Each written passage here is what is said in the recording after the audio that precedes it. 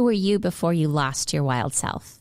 That's what we're helping you explore on the Tend Her Wild podcast. Through questions and tools around how best to listen to your inner voice, rewild ourselves, and live the most authentic life where we thrive instead of survive. I'm Betsy. And I'm Kate. And we're so glad you've joined us for this episode.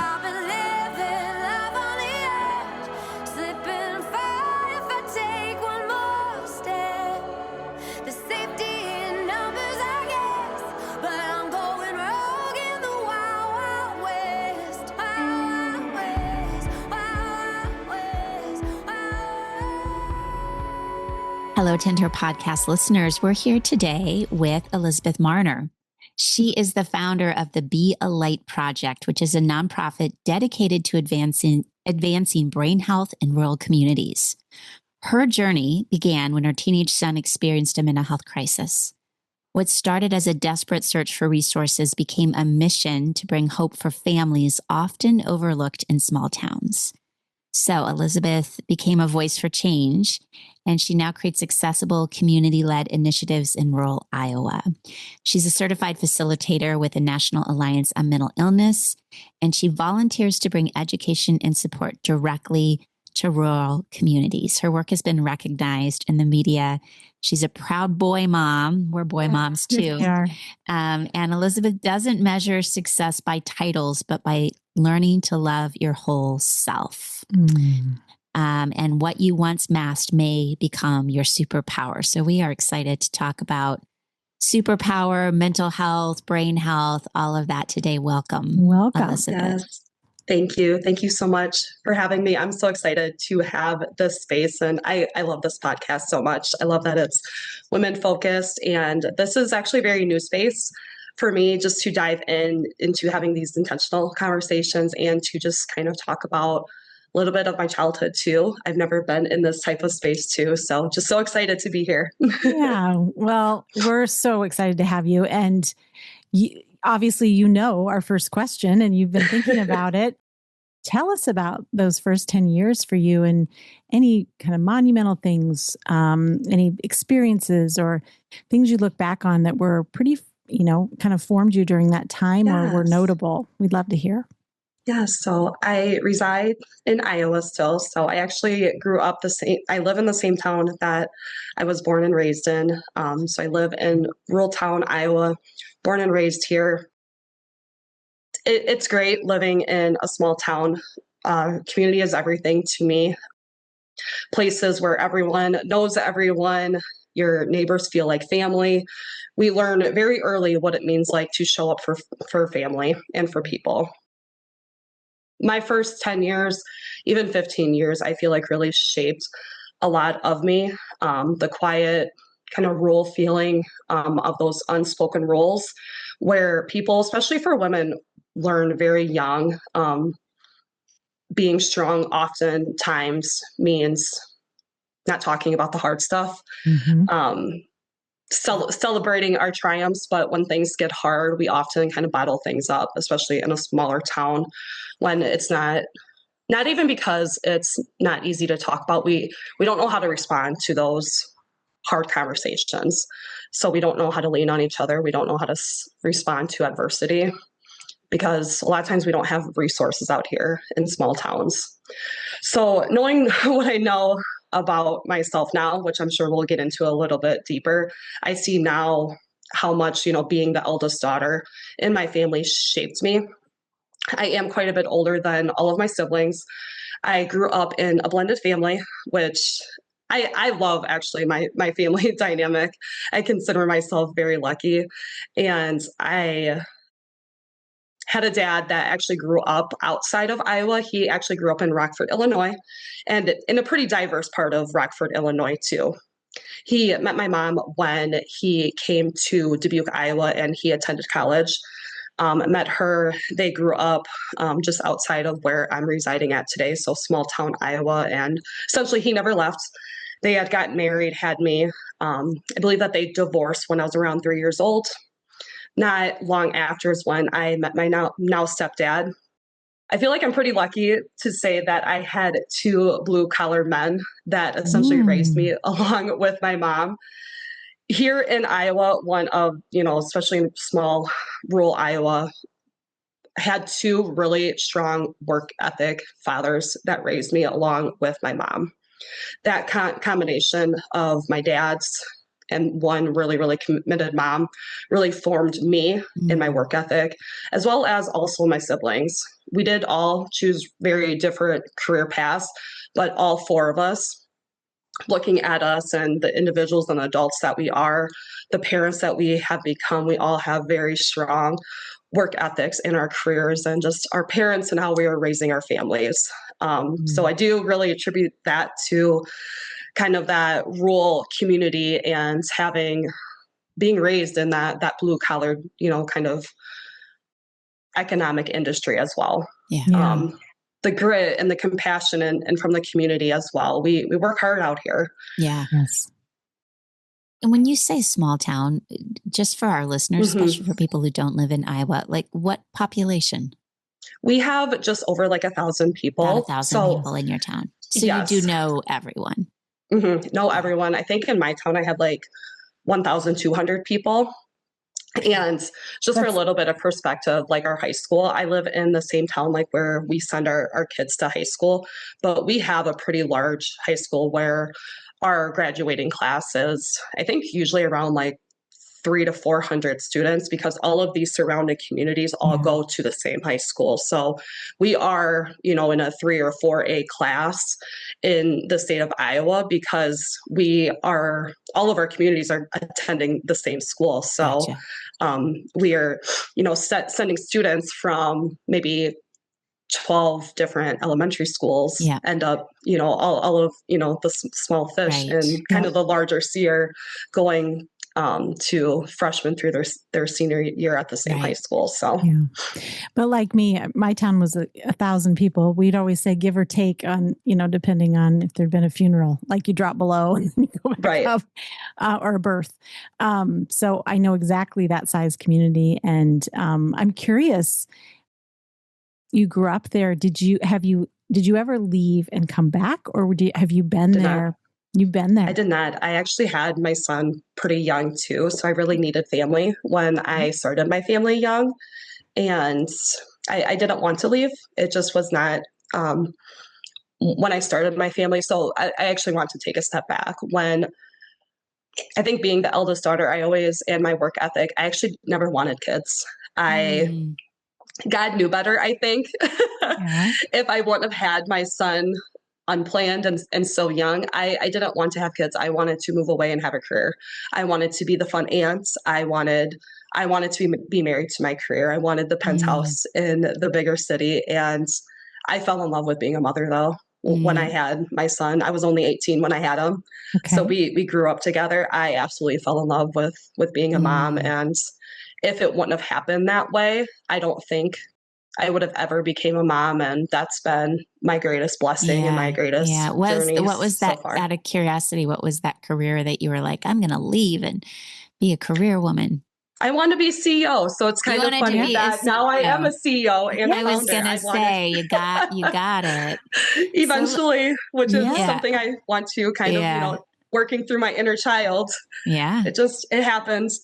It does, because sometimes in unexpected ways, right? Absolutely. Well, let's segue into that story, because you are the CEO of the Be a Light Project, and it came out of a painful period in your life. And so would you share with us sort of what was the foundation or the root of this nonprofit that you started? Yeah, it was. So the Be a Light Project is the origin of a very complex, a very broken, but a very beautiful story.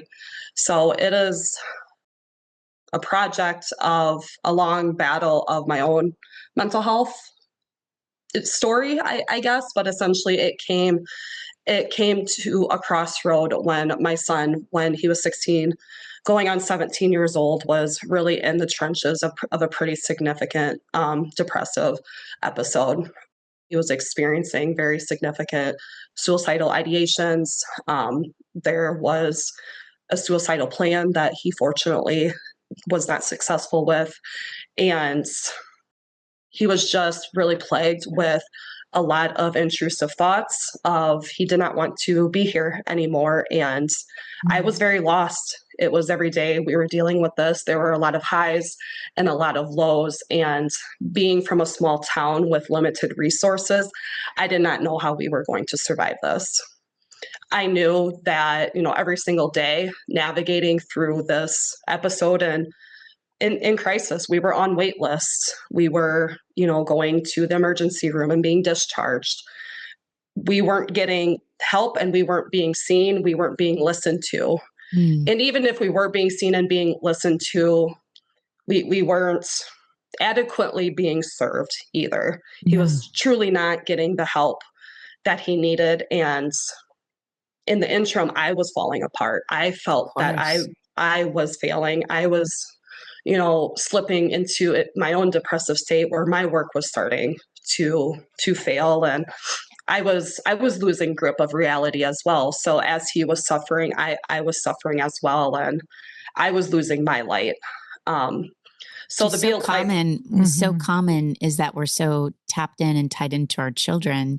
So that makes sense that as we see our children suffering, as often as mothers, we're taking that on, we're feeling that. So it would make sense that as he's losing a sense of reality, you are as well. I remember looking at him.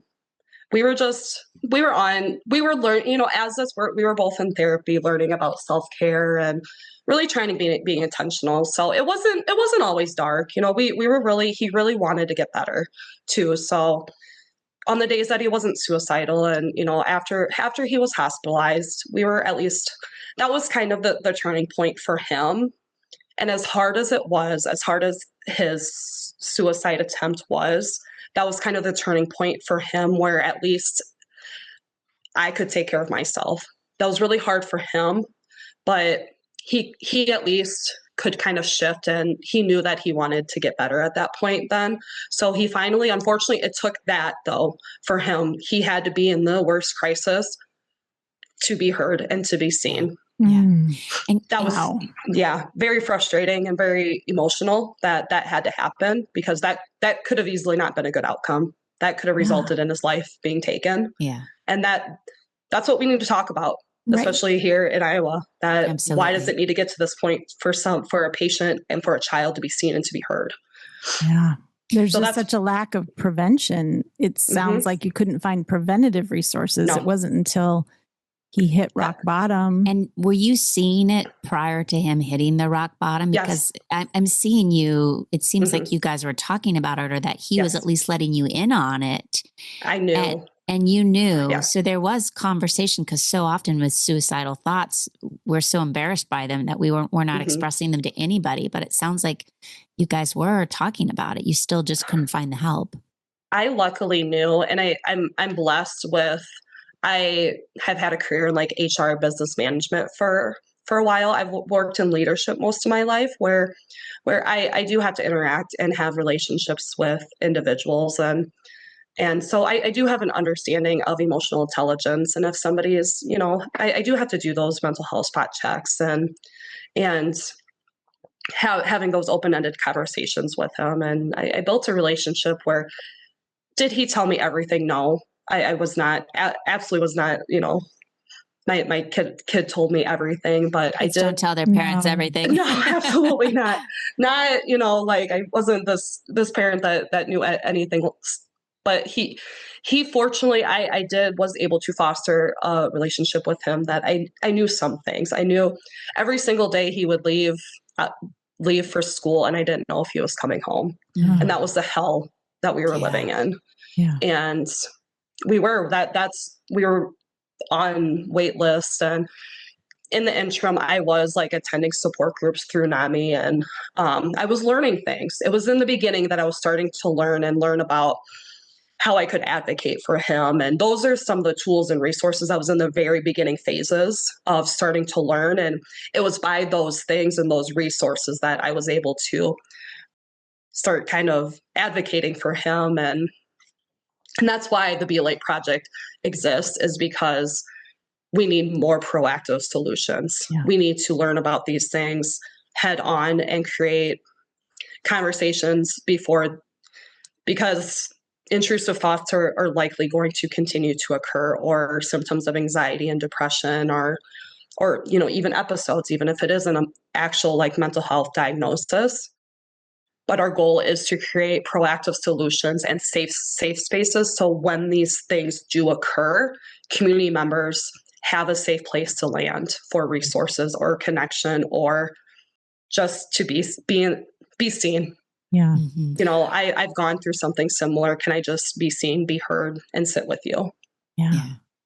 And it sounds like you built what you needed. Yes. That didn't exist. Exactly. I built something I needed so badly, and I needed it close to home too.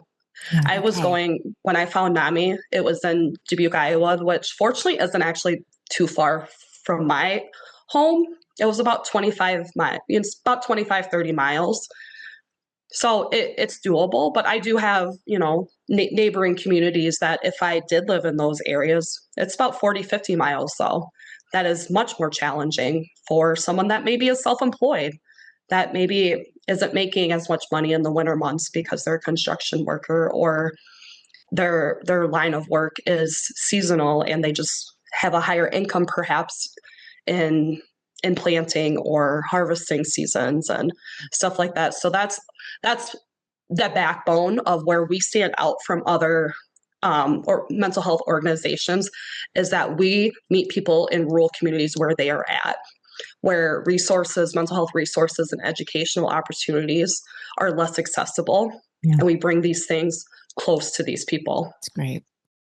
Well, and as an advocate now for mental health, you mentioned in the beginning that in a small town, and I would agree with this, a lot of times when things are hard, especially women kind of just handle it. We're just kind of like, we'll handle it because it's a small town. Once you tell one person, you've told the whole town.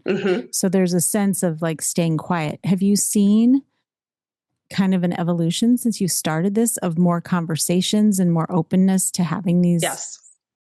More women feel empowered to proactively ask for help, and they don't feel so broken. I felt like such a failure that I failed my son. The guilt was suffocating. That how could I let this happen? What did I do as a parent? And what my response to other moms that just, you can kind of get caught up in that dark hole of guilt, and it can suffocate you. It can, but when you allow that to happen, you can't help it. You can't save your child. You can't save yourself. It's kind of like that philosophy of when you're on an airplane and the flight attendant is going through the instructions of when the oxygen mask, you have to put the oxygen mask on first before you help your loved one. It's kind of the same philosophy, that if you let yourself get caught in the darkness of guilt, then the outcome isn't going to be different. More women, especially, are just having normalized conversations too, because when these things happen, when adversity happens, women carry so much anxiety too. So that's just kind of a natural response. And when you do experience anxiety, our health takes a toll on our health too. It takes a toll on our relationships with our husbands, with our loved ones, our intimacy, just everything. So just being able to have a safe place to cope with our anxiety with it just normalizing these conversations and having peers essentially to lean on when these life situations help. Just overall helps our health. It helps our intimate lives. It helps our work lives, because we don't experience, maybe stress and anxiety still surface, but then we can talk about it with somebody. We don't feel so broken. We don't feel like such misfits in this world, because maybe somebody else has walked a similar path. So other aspects of our life don't feel so hard. Don't feel like such a burden. So does the project offer like support groups for parents as well? We are not a hub for support groups, but we have a strong partnership with NAMI. Okay. So I actually still facilitate with NAMI. So I still, wear that hat, and we actually have still support groups within like rural communities with NAMI. So we offer like resources through other nonprofit organizations, and we will do like fundraising efforts as well. Even if we ourselves don't offer those said resources, we will bring those organizations to our communities.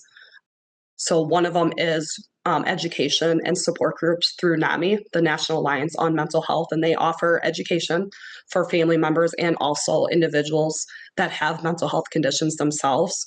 And then the support groups as well, we offer those monthly at a Methodist church here in Epworth, so that people don't actually have to go into the city for it. Right. Yeah. And where it's more impactful too is because they are attending these groups and these classes with familiar faces. Yeah.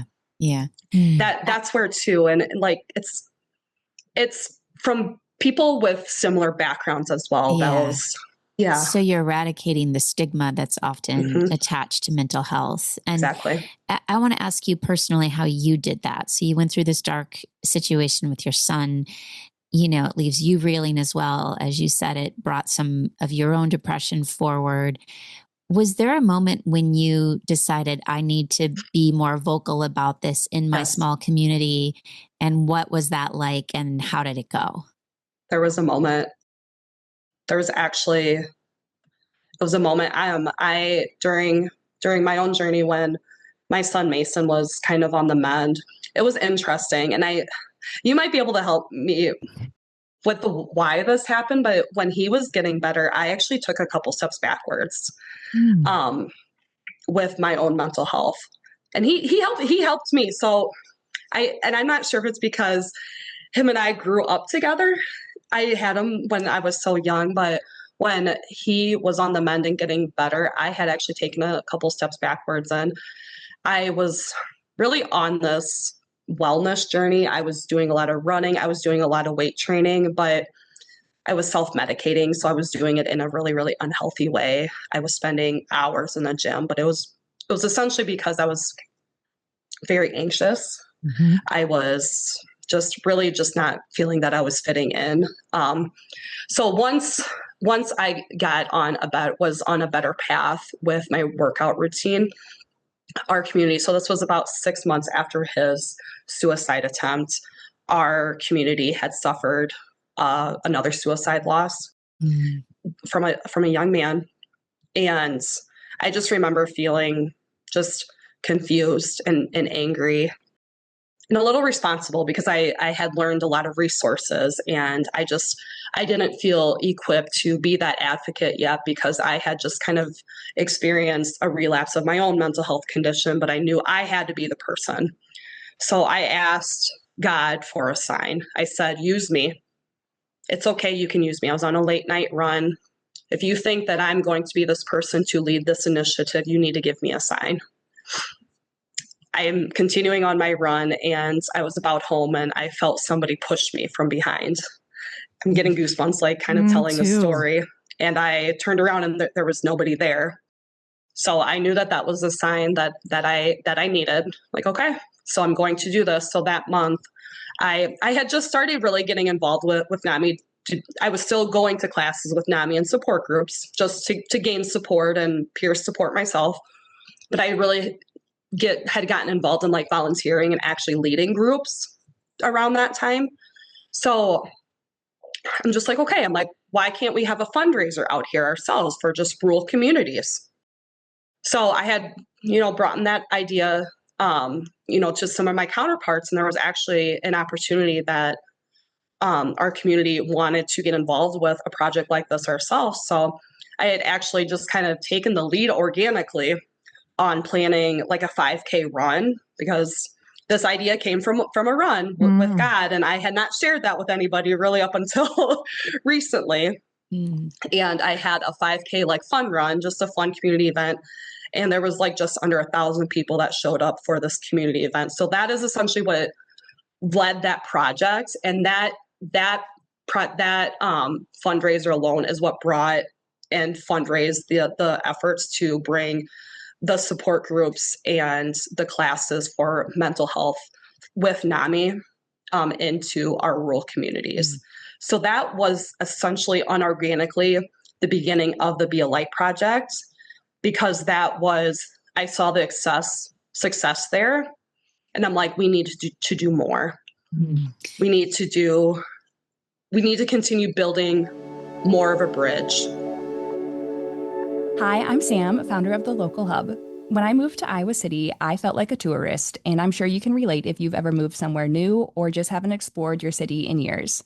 Supporting local has never been more important, and the Local Hub makes it simple. It's a community-first way to uncover the local businesses, events, and hidden spots that make an area feel like home. If you're in the Iowa City area, you'll find us online, in print, and on social media, all designed to keep you in the loop about what's happening here. Visit thelocalhub-ic.com and start living like a local. Well, Elizabeth, you're not the first person on this podcast who's talked about a little nudge on the back. I mean, I had one, and we've had other people talk about this. It's like there's a little moment of this push on the back, like now is the time. Yeah. So I really appreciate you sharing that story. And then more than that you did find the courage and the fire to go ahead and be like, okay, I'm doing this. I don't know what it means, but let's plan a fun run. And the response that your community had. 1,000 people showed up. Nearly the whole That's town. like the size of the town. It's the whole town. The whole town. And we actually had so many people from out of town even show up. There was people like from the Des Moines area that came. And even this past year, we had so many people from out of town, because this year our kind of, we partnered with another organization actually from like the Coralville area, the I'm Glad You Stayed project. And I know that. Yes. So they came out actually this summer and they hosted 2 of their QPR suicide prevention trainings for teenagers out of our area. So that's essentially like what we do. We identify a gap and we bring their services. Even if we don't facilitate it ourselves, we collaborate, we partner, and we bring those services to our community so that people can access them, learn. Sometimes even from that, I understand from that class alone, I think one of our attendees even has become like a certified trainer, as well as doing kind of their own little pop-up trainings themselves. So it just gets people involved too. It gives them hope. It gives them advocacy tools, and it just gives them a sense of belonging. Is really what we're looking to cultivate. We're just starting, and we just keep building from this as well. We have created so much in just a year, and it just keeps building, and we have so much growth here and so much support. I can't wait to see what evolves even this next year. Yeah. You are such a good example of turning, your own pain into purpose. And I'm really curious how your son Mason kind of feels about your work and how, how's this impacted him? Yes. So he's a very unique young man. I love him so much. This is where I might get a little emotional. So he just graduated high school. I've really have wanted to protect his space in this because he's so young, just mainly because of his age. And I don't know what 30-year-old Mason is going to want to do. So I've really not wanted to completely put his name totally out there with this because it's personal. I don't know if he wants his mom talking about his mental health story now and when he's 30 years old, because when it's on the internet, it could be out there forever. So I've been very protective, I think, of that. But after he graduated high school, he's been wanting me from the beginning. He's like, just tell my story. I'm like, no, honey, I'm not going to do that. But anyways, when I actually just co-authored a book called Empower Her this past summer. And at first I said no to the opportunity because a huge part of my story is obviously his story. And with his grace and with his nudge, he's like, you have to do this. This is a once in a lifetime opportunity. So the part of his story, which is actually a pretty small part because it's my story, and it's about self-growth and resilience and the origin of the Be a Light project and a lot of my background and how my upbringing and everything. But he actually wrote that part with me. So everything that's about him are actually within his words. And we actually, this past summer, there was a nonprofit organization from the East Coast that was actually coming to Iowa. We live really close to the Field of Dreams in Dyersville, Iowa. And they're big. They're young men. I think they're in their mid-30s, and they love baseball. And they're actually coming to this area to shoot content for a documentary that they're doing for their nonprofit. They're also a mental health nonprofit as well. And they're going to the Field of Dreams. They put something out on the social media and their Facebook platforms that they just want to talk brain health. So I connected with them, and my son Mason he loves umpiring. Like, that is his dream. He is very confident. That is his safe space. And he has been working at the Field of Dreams since he's been 15 years old. He's been umpiring baseball games. And I felt like the stars aligned. So I sent him an email address. So Mason actually shared his story publicly for the first time with this group of men.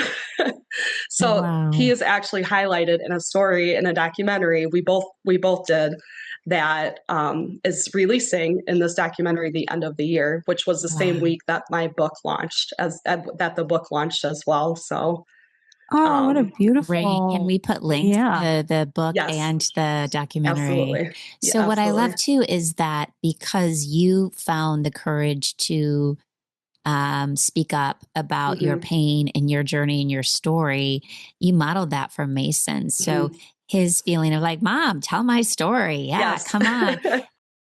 It's really beautiful because I think young men we know men have higher suicide rates than women do.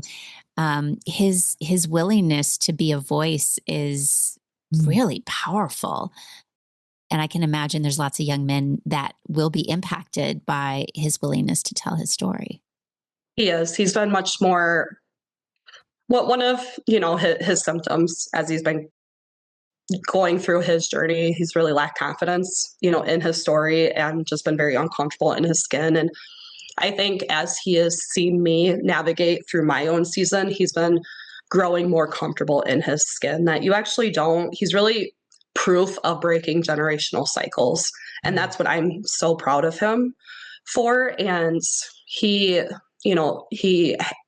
has lived with suicidal ideation and these intrusive thoughts. And I know that he still struggles with some of those things as well, but he's not letting that define him anymore. And that's what I'm so proud of him for. And he graduated high school this spring, and he is not taking the traditional career path. And that was hard for him because all of his friends went to college this year. He's actually attending a professional baseball umpiring academy this winter in Florida. So he leaves January 4th for that. And he goes for about 6 weeks. It's like a boot camp, but he's taking the non-traditional career path and just chasing his dream and seeing how it goes. And it's scary to do that though, because there's a lot of pressure for these students after high school to go to college and to know there's just a lot of pressure even for parents, but also students to really know everything. Right. You're kind of expected to know. 18. How are you going to know what you're going to do for the rest of your life? I get it. I feel the same way. And I'm just really proud of him for he has goals. He has, definitely has goals and stuff like that. But I'm just like, Mason, go chase your dream. And if it doesn't work out, come home. We'll realign. We'll figure it out. So I give him a lot of credit for that, because Mason 4 years ago, he wouldn't have done that. He would have gone to school. He would have gone through the motions. He would have done what he was expected to do. So he was breaking generational cycles. And I'm just really proud of him for that, going outside of the grid and chasing his dreams.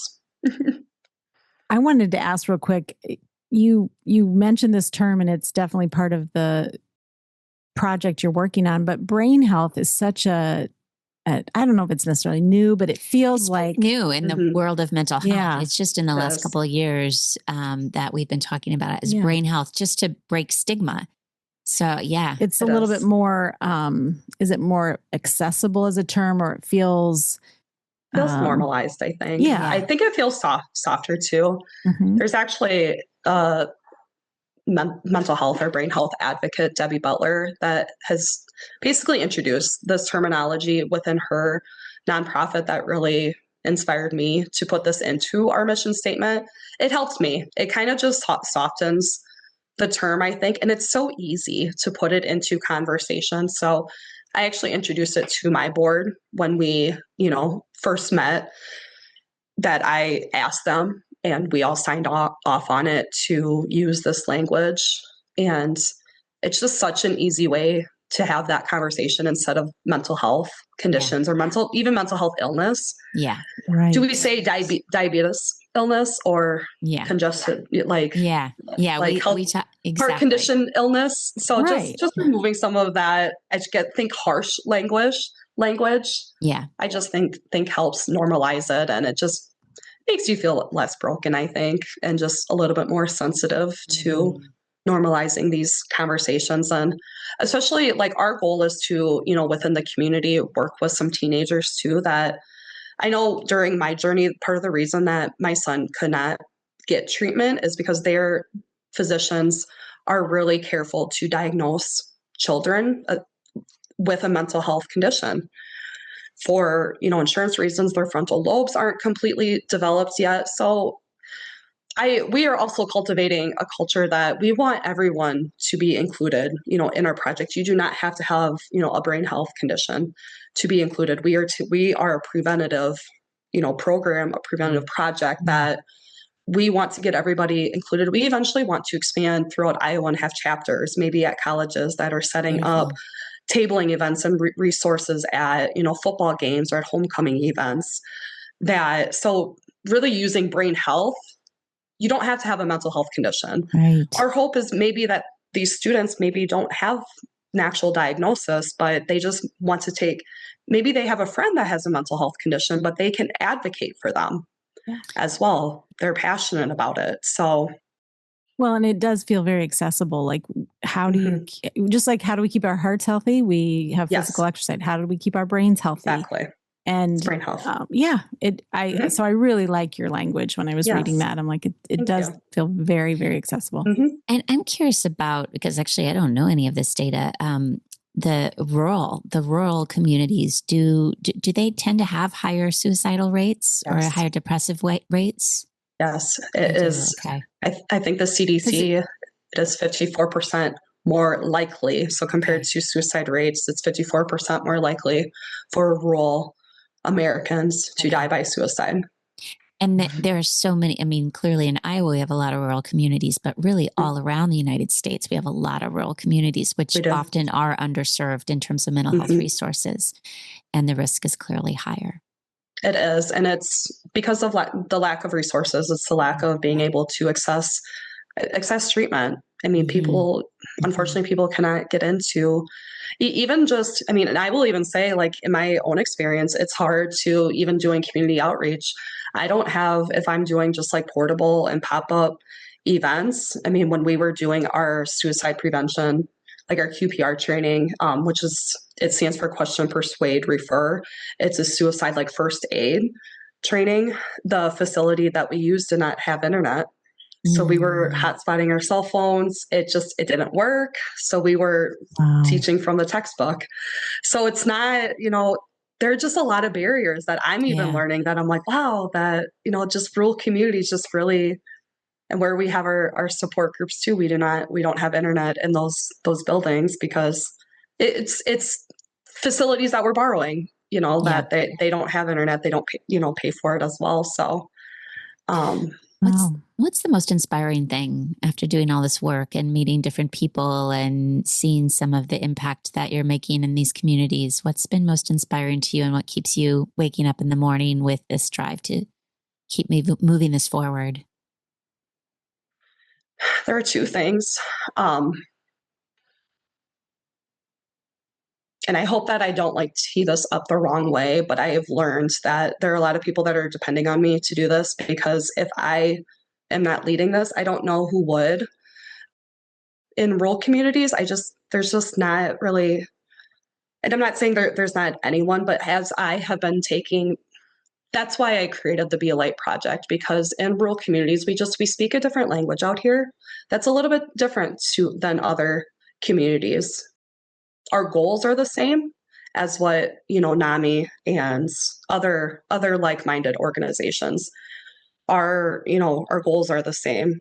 Our mission statements might even be very, very similar, but seeing like a familiar face or rural community members have an energy that we match each other.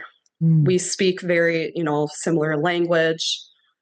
just our thought processes are just very aligned, and even just our work ethic. A lot of times we work, maybe a couple different jobs. A lot of times the farmers are also, the English teachers, the mechanics are also the priests. We wear a lot of different hats out here. And that's where I think that having somebody leading this type of initiative, people are trusting me. They're trusting me to take this initiative because they see a familiar face. And then when rural communities that, even if it's a different rural Iowa community, but when they do, read my bio and learn about my background, learn about where I'm from and just some of my family dynamics and some of my background, kind of like hearing that, okay, well, she does probably get it. And even, in my initiatives and my public speaking events, I've been able to network with a lot of blue collared men that work in the construction industry that I bring them with me. I've been able to network and inspire individuals that want to, I've been able to create a ripple effect of other people that have wanted to join this initiative. So we create very powerful events that are really changing the culture and the way that we view, mental health. That's been very inspiring, but I just wondered if I didn't start this, who would have? Yeah. Because I've been able to bring a lot of blue collar people with me, in the construction, because I really wanted to change the construction industry and the farming industry, because that is just something that I'm like, who's helping these people, this type of working industry? Yeah. Who's there for the construction workers and our farmers? Because I could not answer that question when I was on my run. I could not. And I grew up during the farm crisis, back in the 80s when suicide was very common among farmers. And I remember our little community losing people. And so it feels to me like, Elizabeth, like you people trust you because you are one of them. Right. You have experienced this. You can connect in with mothers and women. You also mentioned early on about being raised by two strong men, right? In the blue. And so it feels like you're also advocating for them on behalf of them. So you touch all these different people in a way. Yeah. Demographics that trust you with this message. And so it's really kind of a beautiful combination of your life that you've woven together. Yeah. It's like a beautiful thread in a way. And the second thing that's really has inspired me is being able to do this. Nobody being in a small town, everyone knows everyone. And at the start of my story, I remember feeling so alone and that I couldn't go to anyone with my hardship and with my adversity and feeling that. But now what's very inspiring is that when I want to close the gap, when I want to help problem solve, nobody's saying no to me. Nobody's closing a door. I come to, we're having a comedy night, a brain health comedy night in February. And the venue that I approached to do a collaboration and a partnership. Yes. What do you need? How can we help? Nobody in the community is saying no to me.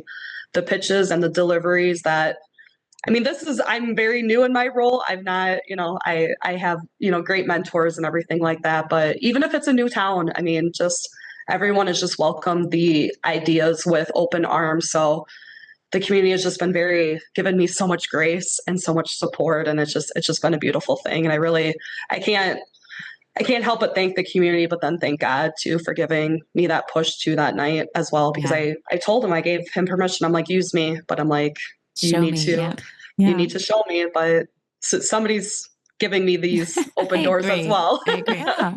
I as we're kind of rounding up the interview, I do want to ask you about this book that you co-authored. There were stories of 25 women, and Kate and I really resonate with that because that's part of the mission of this podcast is to talk to women from all various walks of life with all different backgrounds and talk about this journey of being a woman and getting outside of the boxes that we've all been conditioned to stay in. And so I want to hear about this book and what it was like to not only write your story, but then be a part of other women's stories. So the book is 24 or 25 stories of women that we all the title? Empower Her, Empower Volume Her. 1. So we are from all over the globe, Australia, New Zealand, the US, Canada. And one thing we all have in common is that we are entrepreneurs. So that is kind of the origin, but our story is how we came to build our entrepreneurship. But what personal struggles brought us to entrepreneurship? So some of us came from corporate life, some of us came from the education background, but we share what shift we experienced, what generational cycles we broke to get there. Most of us are mothers. Some of us experienced bankruptcy. Some experienced we share about what just shifts we brought us to entrepreneurship. There was, one chapter, there was just really horrific domestic abuse in it. Just what brought her to, leaving the education background, a role that she found herself retiring in, and what goals she had how she was, an English teacher, how she got out of an abusive relationship and was able to become a self-employed, amazing author, best-selling New York author. Wow. Some of us are a nonprofit founder. Some of us are billionaires. So, but it's just, did you get to meet any of these women? About half of them I've met. So we did go to a conference, and we are starting to do, a couple of them are local in Iowa. I think there's like 4 of us that are, but the rest of us are kind of peppered all over the country and around the globe. But it's a very inspirational book about just becoming yourself, using your voice, and how powerful storytelling is. That, when we could have stayed on the course and stayed silent, we didn't. We went, we broke the rules, and we wild women. They are the wild women. The wild women. The wild women. We went out of the box. We wrote our own stories, and we followed the pull that in our calling or the push in your case. The push. Exactly. I don't want to give too much away because it's just, we need to read it. We're going to put it in the show notes. Yeah. And some of it too, every single chapter I've read, I'm like, oh no, it's over already, because it is only a chapter. And I think all of us had 3,000 words that we could write. And I know all of the chapters I've read so far, I know I took all 3,000 of my words, and I think everybody took them all, because when I wrote my draft, I had to take some words out. Yeah, that's hard when you have a word limit. Yeah. Well, and stories can obviously inspire other women. Yes. And I think there is such a beauty in collecting the stories of women that are building things, because I think that is the future. We are the creators. Yeah. Yes. And we are. So honoring that in each other and inspiring one another, supporting each other's work is really, I think, the path forward to advancing our world, because we need to create a lot of new things. Yes. To, address the problems that we face, the issues, the things the community needs. And you are at the top of the list of someone locally who's doing that. So yes, thank you. Yeah. All right, we got to know your door. So listen to us. This last question about the doorway that you took into your life as a wild woman. So if you have a deep scar, that is a door. If you have an old story, that is a door. If you love the sky and the water so much you can almost not bear it, that is a door. And if you yearn for a deeper life, a full life, a sane life, that is a door. So does one of those doors pull at you or jump out for you? The last one. Deeper life, full life, sane life. Deeper life. Yeah. Yeah. Mm-hmm. Absolutely. Well, you are living that, friend. You really are. Deeper life. That's all that really, and that's what I want for my family too, just to live just that deeper life and to feel everything, enjoy everything. And what I've learned and what I'm teaching with my children, every feeling, every course, every road has a purpose, even the dark ones, even the painful ones. And what I have, inspired others to, when there's a storm, go right through it. Don't avoid it. Just feel it. The journey's there for a reason. It's to teach you something, and it's valuable. Just go right through it. Mm-hmm. Well, thank you for sharing your kind of the relationship with your son, your experience, where this idea originated and the power that it's creating and the ripple effect in your community. I hope it inspires others to listen to that calling that they may have, and watch for the push on the back. Yes. Thank you. Yes. Thank you so much, Thank you. Elizabeth. Yeah. Love this Thanks for having me. conversation. Thanks for joining us today. If you like this podcast, please subscribe, rate, and review. Come back and rewild with us again next week.